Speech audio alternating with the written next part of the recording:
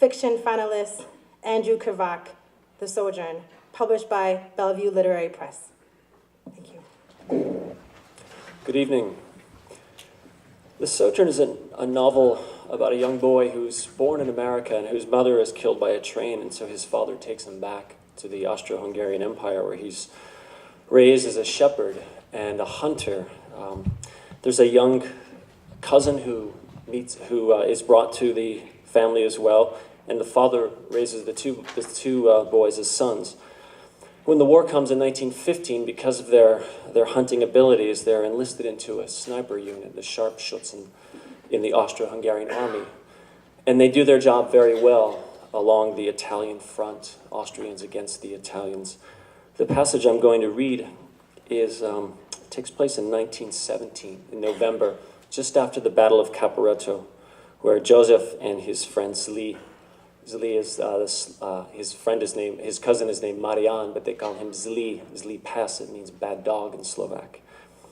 They are, after Caporetto, they're enlisted to hike into the Italian Alps and to out-snipe another sniper. And this is the story of their passage. The northwestern Carpathians in which I was raised were a hard place, as unforgiving as the people who live there.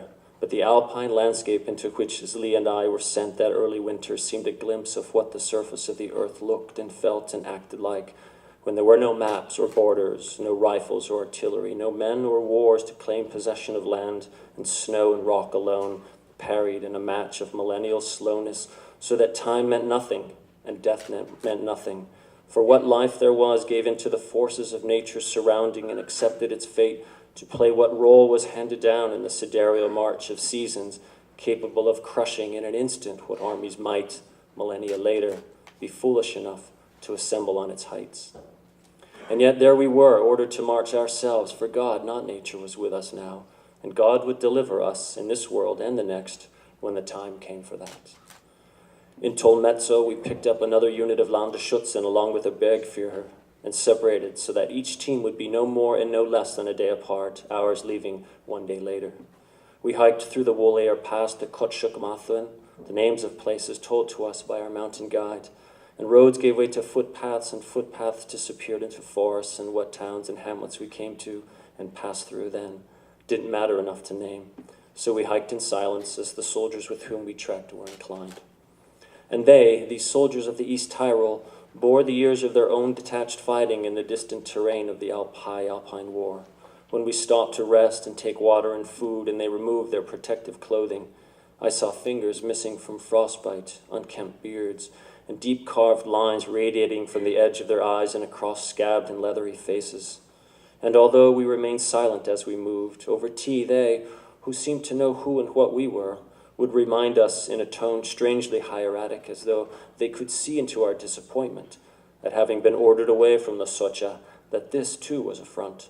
These mountains, borders that separated centuries of their own culture, convictions, and quiet life from the new false sense of nation that the Italians, in their folly, had already succumbed to.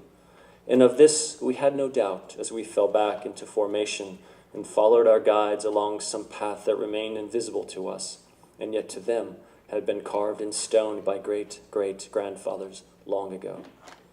As the days wore on, the cold slowed us more than the snow, and had we not the shelter of a mountain refuge each night along the way, we might have survived one bivouac in that terrain, but perished by the morning.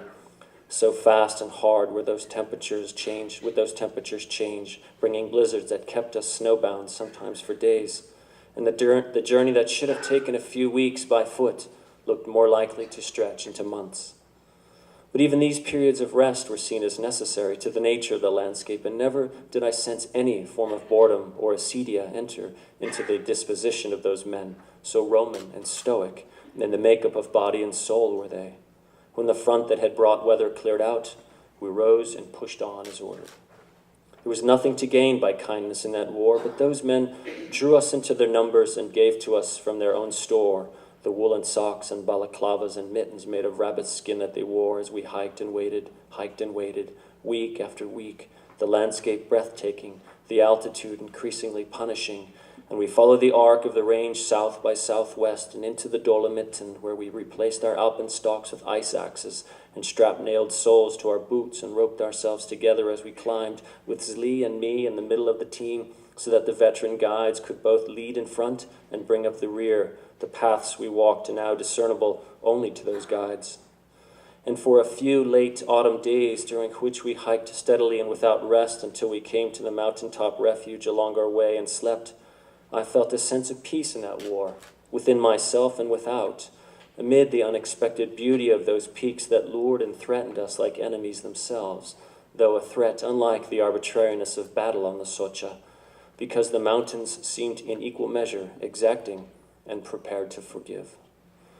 Even so, we were reminded of how indiscriminate and cold this enemy who would survive us all as we approached Mount Marmolada and proceeded up the face, a full traverse the only option we were given.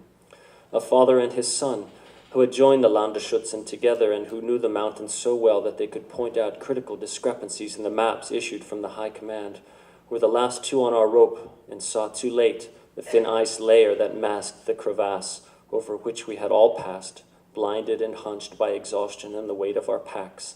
And the old man dropped through like a stone, pulling the line taut in an instant, and his son in a rapid slide toward him, so that the boy, I say this remembering that I was just 18 at the time, but this lad, strong as he was, could not have been a day over 15, had to lean back and dig his heels into the snow as he yelled, "Absters!" to Zli and me, and we dropped and dug in hard with our axes. But the shock and dizziness weakened his footing, and he began to slip as the crumbling layer through which his father had broken cracked and shattered, and the rope moved through it like wire through wax, so that he too now fell as the top gave way beneath him. Slowly, the weight of the two men dangling from that rope began dragging Zli and me to the edge of the crevasse, until I could peer down into its faint blue and see the boy struggling to right himself in near daylight, while the old man twisted on the darkened bitter end. As we tried to haul them out of that grave, the rope began to slice and fray against the hard crust, our own footing gradually giving way, and I saw the boy look down at his father, whose figure had stopped spinning, and up again at me, then pull his knife out of its sheath, cut the rope above his head, and disappear into the ice. We continued on over less daunting peaks, but with the storms and the weather becoming more severe, until one day we forded steep hills, which we were told were the headwaters of the Adige, and in what little talk there was among these men, there was mention of Advent soon. And at the next refuge, a makeshift wreath of fresh spruce and paraffin candles, unburned and waiting, sat on the table, left by villagers or the unit of Landesschützen that had been there before us, although days or weeks before we weren't sure. And yet there was little else to mark the time since we had left Kotschak and begun our long descent toward the Asiago Plateau.